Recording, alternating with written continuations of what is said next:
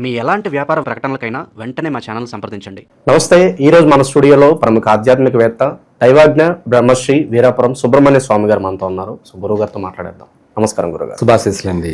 October మాసం విశేషంగా కర్కాటక రాశి వాళ్ళకి ఏ విధంగా ఉండబోతుంది, ఎలాంటి ఫలితాలు ఎక్స్పెక్ట్ చేయొచ్చు, ఓవరాల్గా ఎలాంటి జాగ్రత్తలు పరిహారాలు తీసుకోవాలి గురుగారు? చాలా మంచి విషయం అడిగారు. ఈ కర్కాటక రాశి వారికి అన్ని విధాల కూడా యోగ కాలమే చెప్పాము. వివాహ ప్రయత్నాలు చేసుకోవచ్చు, కలిసి వస్తాయి.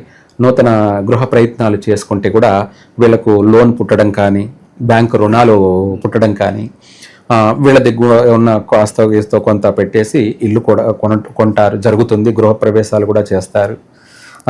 అందమైనటువంటి సుందరమైనటువంటి వాహనాలు కూడా కొంటారు, వస్తువులు కూడా సేకరిస్తారు, బంగారు ఆభరణాలు లాంటివి కూడా కొంటారు.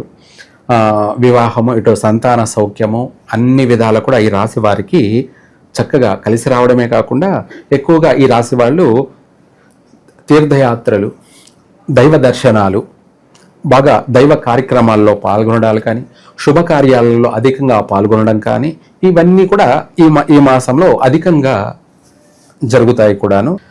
అది ఎంతటి వ్యాపారాన్నైనా కూడా ప్రారంభం చేసుకోవచ్చు. చిన్న వ్యాపారమా, లేదంటే మధ్య రకమైనటువంటి వ్యాపారమా, లేదంటే చాలా పెద్ద రిచ్ అయిన వ్యాపారమా అనేం కాదు. ఏ వ్యాపారమైనా కూడా చేయగలుగుతారు. కాకపోతే ఎవరెవరు స్తోమతను బట్టి వాళ్ళు చేయాలి. అలాగే అన్ని వ్యాపారాలు కలిసి వస్తాయా అంటే కాదు. అది రాశి ప్రకారంగా బాగుంది. ఓవరాల్గా ఎవరి వ్యక్తిగతమైనటువంటి జాతక ప్రకారంగా ఏ పని చేస్తే బాగా కలిసి వస్తుంది, ఏ పని చేస్తే కలిసి రాదు అనేది కూడా ఏంటంటే వాళ్లకు కొంతమంది జాతకాల్లో మల్టీ టాలెంటెడ్ అని ఉంటుంది. మల్టీ టాలెంటెడ్ అంటే ఏదైనా అవగాహన చేసుకొని ఏ వ్యాపారాన్నైనా కూడా డెవలప్మెంట్ చేయగలరు. ఇది అది అనేం లేదు, ఏదైనా చేయగలరు సమర్థులు కొంతమంది ఉన్నారు. అలాగే కొంతమంది ఏంటంటే వాళ్ళు అవగాహన ఉన్నటువంటి వ్యాపారాన్ని చేయాలి. లేదంటే ఏదైనా ఒక వ్యాపారంలో కొన్ని వాళ్ళకు కలిసి వచ్చే వ్యాపారంలో దిగినారనుకోండి, దాన్ని ఈజీగా అవగాహన చేసుకొని దాంట్లో ఆ వ్యాపారంలో బాగా అభివృద్ధి చెందగలుగుతారు, రాణించగలుగుతారు. అలా కాకుండా మన ఏదంటే అది తీసేసుకొని దాని గురించి అవగాహన లేక, దాని గురించి అర్థం కాక, మనం పెట్టిన పెట్టుబడి కూడా నష్టపోయి చేయలేక మళ్ళీ చేతులు ఎత్తేసి ఇటువంటివి కూడా జరుగుతూ ఉంటాయి. అవి అనేది వ్యక్తిగతంగా చూసుకోవాలి. ఓవరాల్గా అయితే మాస ప్రకారంగా అందరికీ కూడా బాగానే ఉంది, కలిసే వస్తుంది. కర్కాటక రాశి వాళ్ళకి ట్రావెల్స్ బిజినెస్ చేసుకోవచ్చు, నూతన వాహనాలు కొనవచ్చు, వ్యాపారాలు నడిపించుకోవచ్చు, లేదా పర్సనల్గా కూడా కొనుక్కోవచ్చు. ఇదే కాకుండా వీళ్ళకు కూడా సొంత గృహయోగం కలుగుతుంది. 100లో కనీసం 10 మందికైనా కలిగే అవకాశం ఉంది. 100 మంది ఉంటే ఆ 100 మందిలో 10 మందికైనా గృహయోగం కలిగే అవకాశం ఉంది. అంటే కొంతమంది కామెంట్లు పెడుతూ ఉన్నారన్నమాట. ఏమని, అందరూ ఇలాగే చెప్తున్నారు, మీరు కూడా గురుగారు మీరు బాగుందని చెప్తున్నారు కానీ మా జీవితాలు ఏం మారట్లేదు అని అంటుంటారు. అయితే వాస్తవమే వాళ్ళు అన్నది కూడా, నేనేమి వాళ్ళను తప్పు పట్టడం లేదు. అలా అనేసి అందరికీ కర్కాటక రాశిలో ఉన్న వాళ్ళందరికీ మారడం లేదా అంటే పొరపాటు. అదే మనం చెప్పేదన్నమాట. కర్కాటక రాశి వాళ్ళ గురించి ఎగ్జాంపుల్ తీసుకుందాం. అంటే ఏ రాశి గురించి అయినా సరే, కొంతమంది మా జీవితాలు మారలేదు అని కూడా పెడుతున్నారు కదా. ఇందాక మనం అనుకున్నట్టుగా 100 మంది ఉన్నారు కర్కాటక రాశి వాళ్ళు. ఆ 100 మందిలో 25 మందికి మారలేదు అనుకుందాం. అంత మాత్రాన ఇవన్నీ పేకు అనేది 100% కరెక్ట్ కాదనమాట. ఎందుకంటే మిగతా 50 మందికి కాకపోయినా కనీసం 25 మంది కన్నా కొంటున్నారుగా. మరి వాళ్ళని ఏమనాలి మనం? వాళ్ళ తలరాత మారినట్టే కదా. అట్లాగా ఇక్కడ వాస్తవంగా చెప్పాలి అంటే ఎవరి యొక్క పర్సనల్ వ్యక్తిగత జీవితం వాళ్ళదే. అది గమనించాలి ఎవరైనా కూడా. కర్కాటక రాశిలో వాళ్ళందరూ అష్ట కష్టాలు పడుతున్నారు, దరిద్రాన్ని అనుభవిస్తున్నారంటే పొరపాటు. లేదు, ఆ కర్కాటక రాశిలో వాళ్ళందరూ రాజయోగం అన్నట్టుగా ప్రతి ఒక్కడు రాజే అని అంటే అది కూడా పొరపాటే.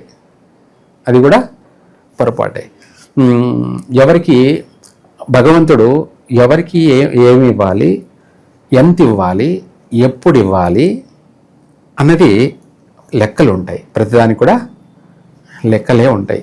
అంటే ఇప్పుడు మనము చిన్నపిల్లవాడికి చిన్నప్పుడే పెళ్లి చేస్తారా? చేయరుగా. తన వయసు వచ్చినప్పుడు ఏ వయసులో ఏది చేయాలో అప్పుడే చేస్తాం అన్నట్టుగా మన భగవంతుడు కూడా మనకి ఎప్పుడు ఇవ్వాలో, ఏ సమయంలో ఇవ్వాలో అప్పుడే ఇస్తాడు. అంతేగాని దాన్ని మనం సద్వినియోగం చేసుకోవాలి. అంటే ఆ ఇచ్చిన దాన్ని మనం కాపాడుకోవాలి, అందులో స్థిరపడాలి, ఇంకా కావాలని డెవలప్మెంట్ కావాలి. అక్కడి నుంచి కింద వచ్చి పడకూడదు. కింద వచ్చి పడడం అంటే ఇదే అతి ఆలోచనలు, తప్పులు పట్టడాలు, చెడు కామెంట్లు పెట్టడాలు, అవి ఏమిట్రా అంటే పతనానికి కారణమవుతూ ఉంటాయి. ఏమవుతుంటాయి? పతనానికి కారణమవుతుంటాయి. ఇది ఏదైనా సరే చెప్పేది మంచి కోసమే కదా, చెడు కోసం కాదుగా.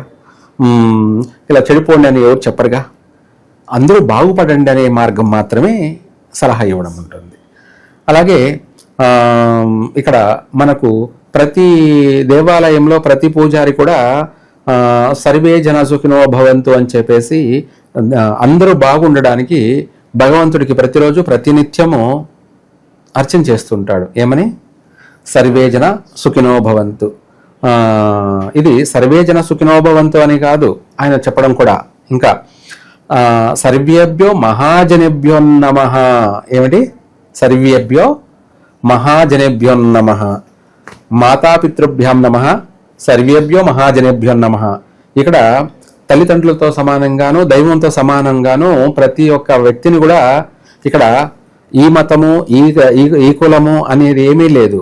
పండితుడు అందరినీ కూడా అంటే మనిషి అనేవాడే అందరూ కూడా బాగుండడం కోసం, అంతేకాకుండా తాను కూడా అందరికీ కలిపి నమస్కారం చేస్తున్నాడు. ఎవరు? పండితుడు, అర్చకుడు.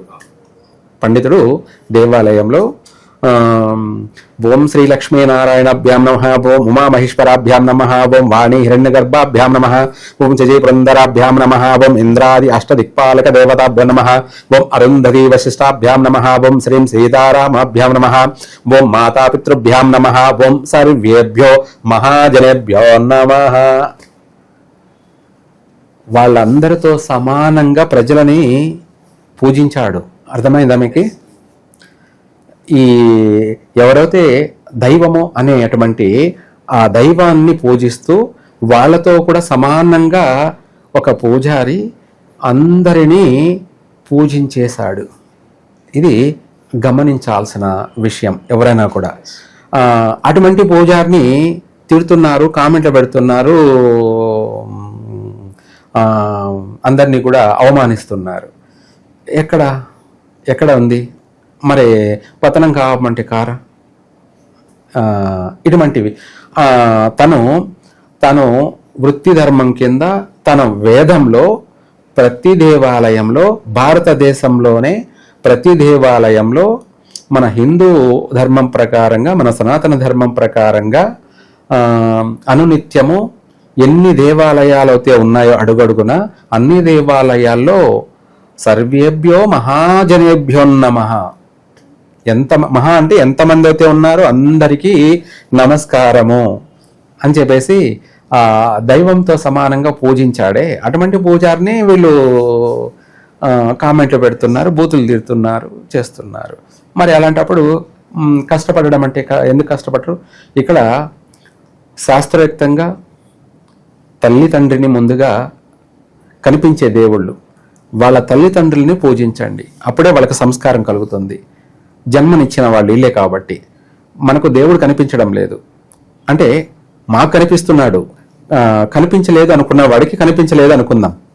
మాకు ప్రత్యక్షంగా సూర్యచంద్రులే దేవుడు, గాలే మాకు వాయుదేవుడు, భూమే మాకు దైవం, నీరే మాకు గంగాదేవి, భూమి మాకు భూదేవి. ఇలా చెప్పుకుంటూ పోతుంటే ఎన్నో ఉంటాయి. సరే, ఇవన్నీ పక్కన పెట్టేస్తే మీకు ఈ యొక్క తెలియని జ్ఞానం లేనటువంటి వాళ్ళకు కూడా ప్రత్యక్ష దైవం ఎవరన్నా ఉన్నారు అంటే వాళ్లకు జన్మనిచ్చినటువంటి తల్లి తండ్రి. ముందు పొద్దున లేగానే వాళ్ళ పాదాలకు నమస్కారం చేసుకుంటే ముందు మీకు సంస్కారం ఏర్పడుతుంది, జ్ఞానం వస్తుంది, సంస్కారం వస్తుంది. అంటే ఎవరితో ఏం మాట్లాడాలి, ఎవరితో ఎలా నడుచుకోవాలి, ఇవి కూడా ఎందుకు అంటే మీ అభివృద్ధి కోసమే. అది కూడా మీ అభివృద్ధి కోసమని ఎందుకన్నాను అంటే, ఇప్పుడు ఒక చెడ్డవాడు ఇద్దరు ఉన్నారనుకుందాం. ఈ ఆ చెడ్డవాడిని నువ్వు చెడ్డవాడివి, నువ్వు దుర్మార్గుడివి, నువ్వు నీచుడివి అన్నాడు అనుకో, వాడికి ఇంకా కోపం ఎక్కువైపోతుంది. ఏమవుతుంది? కోపం ఎక్కువైపోతుంది. వీడిని ఏదో ఒకటి చెయ్యాలి అనే వాడు నిశ్చయించుకుంటాడు. దానివల్ల ఏదో ఒకటి చేస్తాడు కూడా. అప్పుడు వీడికి నష్టమే కదా.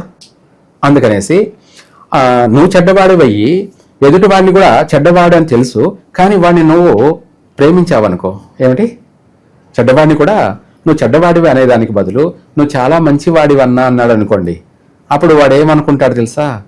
అరే నేను చెడ్డవాడిని, వీడు నన్ను చెడ్డవాడిని అయినా కూడా నన్ను నువ్వు మంచివాడివన్నా అన్నాడే అని చెప్పేసి వాడికి వీడిపైన ఎనలేని ప్రేమ కలుగుతుంది. ఏంటి? ప్రేమ, అభిమానం కలుగుతుంది. వీడు నన్ను అభిమానిస్తున్నాడు, వీడు నన్ను ప్రేమిస్తున్నాడు, చెడ్డవాడని తెలిసి కూడా నన్ను నమ్ముతున్నాడు అని చెప్పేసి ఇటువంటి వాడికి నేను నష్టం కలగ చేయకూడదు, వీలైనంత వరకు వీడికి సహాయపడదామని చెప్పేసి వాడు వీడికి సహాయపడతాడు. చెడ్డవాడైనా కూడా సహాయపడతాడు. అప్పుడు వీడేమవుతాడు? సేఫ్ అవుతాడు. ఏమవుతాడు? ఇక్కడ వీడికి సహాయపడినందుకు వాడు ధన్యుడవుతాడు, అలాగే సహాయం పొందినందుకు వీడు డెవలప్మెంట్ అవుతాడు. ఇద్దరూ డెవలప్మెంట్ అవుతారు. ఏమవుతారు? ఎందుకంటే వాడు సహాయం చేశాడు కదా, పుణ్యాన్ని సంపాదించుకున్నాడు. వీడు సహాయాన్ని స్వీకరించాడు, వీడు డెవలప్మెంట్ అయిపోయాడు. అభివృద్ధి కూడా అదృష్టమే కదా. ఇది ప్రతి ఒక్కడు గమనించాల్సినటువంటి. మనం కామెంట్ పెట్టే ముందు మనం ఏమిటి, మన జీవితం ఏమిటి, మనం ఎలా నడుచుకోవాలి, మనం ఎలా ప్రవర్తించాలి, మనం ఎలా బాగుపడాలి ముందు, అది అసలైన విషయం. అందరి మీద పడి ఏడవడం కన్నా మనం ఎలా డెవలప్మెంట్ కావాలి, ఏ విధంగా మనం డెవలప్మెంట్ కావాలి, మనం ఏ విధంగా మనం బాగుపడాలి, మనం బాగుపడుతూ మనం జన్మనిచ్చిన తల్లిదండ్రుల్ని మనం ఎలా కాపాడుకోవాలి, అది దృష్టి పెట్టాలి, అది ఆలోచించాలి. ఇది ఇంపార్టెంట్. ఇవన్నీ నేర్పించేటువంటిదే ఈ యొక్క మనం ఇచ్చే సలహాలు. అయితే ఇందులో భాగంగా కర్కాటక రాశి వాళ్ళకి ఈ యొక్క అక్టోబర్ నెల, అలాగే ఆశ్వేజ మాసం, ఈ యొక్క దసరా నవరాత్రులు, దీపావళి వరకు కూడా వీళ్ళకి మట్టి పట్టుకున్న బంగారమే అన్నంత లాభదాయకమైనటువంటి జీవితం. 3 పువ్వులు 6 కాయలు. కర్కాటక రాశి వాళ్ళకి ఆర్థిక పరంగా ఈ మాసంలో విశేషంగా కలిసి రాబోతుంది, కలిసి వస్తుంది కూడాను. కర్కాటక రాశి వాళ్ళకి ఆర్థిక పరమైన విషయాలలో వీళ్ళు నూతన వ్యాపారాలు ప్రారంభం చేయడం కానీ, లేదా చేస్తున్న వ్యాపారాలని బాగా డెవలప్మెంట్ చేసుకోవడం కానీ, అలాగే ఆకర్షణ శక్తి కలిగి పబ్లిక్ని బాగా రాబట్టుకోవడం కానీ, వ్యాపారాన్ని లాభసాటిగా సాగించడం కానీ, ఇలాంటివి అనేక విధాలుగా అభివృద్ధి చెందుతారు కూడాను. రెండోది, ఇదే కాకుండా కొత్త కొత్త వ్యాపారాలు కూడా మళ్ళీ ప్రారంభం చేసుకోవచ్చు కూడా ఈ మాసంలో కర్కాటక రాశి వాళ్ళు. చక్కగా కలిసే వస్తుంది. కాకపోతే ఇందాక మనం చెప్పుకున్నట్టుగా ఈ గ్రహణ ప్రభావాల వల్ల కర్కాటక రాశి వారికి నష్టం లేదు, కానీ ఏది ఏమైనప్పటికీ కొంతవరకు దాని యొక్క ఎఫెక్ట్ అనేది ఉండనే ఉంటుంది. ప్రపంచానికి సంబంధించి గ్రహణ దోషం కాబట్టి అందుకనేసి రాశుల వారిపైన ఉన్నప్పటికీ కర్కాటక రాశి వారికి భారీ నష్టాలు అయితే లేవు. చిన్న చిన్న స్వల్పమైనటువంటి సమస్యలే, అది కలిసి వచ్చే అవకాశాలే అధికంగా ఉన్నాయి. ఏది ఏమైనప్పటికీ ఈ యొక్క గ్రహణ పరిహారం కర్కాటక రాశి వాళ్ళు ఒక లీటర్ పాలని దానం చేయాలి. లీటరు పాలని సోమవారం రోజైనా సరే, లేదంటే శనివారం రోజైనా సరే పాలను దానం చేస్తూ, అలాగే వీళ్ళు ఈ యొక్క గ్రహణ ప్రభావాన్ని నుంచి బయటపడడానికి రేపు మళ్ళీ రాహుగ్రస్త సూర్యగ్రహణం, ఆదివారం అమావాస్య ఇన్ని కూడా జరుగుతున్నాయి కాబట్టి వీటన్నిటి నుంచి కూడా ఈ రాశి వాళ్ళు బయటపడడానికి వీలైనంత వరకు ఈ మంత్రాన్ని పఠించండి, బాగా చక్కగా కలిసి వస్తుంది. అది కూడా ఆంజనేయ మంత్రం. ఓం ఆంజనేయాయ విద్మహే వాయుపుత్రాయ ధీమహి తన్నో హనుమన్ ప్రచోదయాత్ స్వాహ. హనుమంతుని యొక్క మంత్రం ఇది ఏమిటి అంటే వాయువేగాన అంటే గాలి ద్వారా మనల్ని అనుక్షణం రక్షింపబడుతూ ఉంటాడు. అన్ని విధాల, ఒక విధంగా కాదు అన్ని విధాల, ఆరోగ్యపరంగా కానీ, ఆర్థిక పరంగా కానీ, లేదా మన తలచిన కార్యం ఏదైనా సరే దిగ్విజయంగా ఆయనే పూర్తి చేస్తాడు. అంటే అలా ఎవరో ఒకరి చేత చేయిస్తాడు. చక్కగా మనము సర్వ విధాల సౌఖ్యంగా ఉంటాము. ఈ మంత్రాన్ని పఠించండి, విశేషంగా కలిసి వస్తుంది. సర్వే జన సుఖినో భవంతు.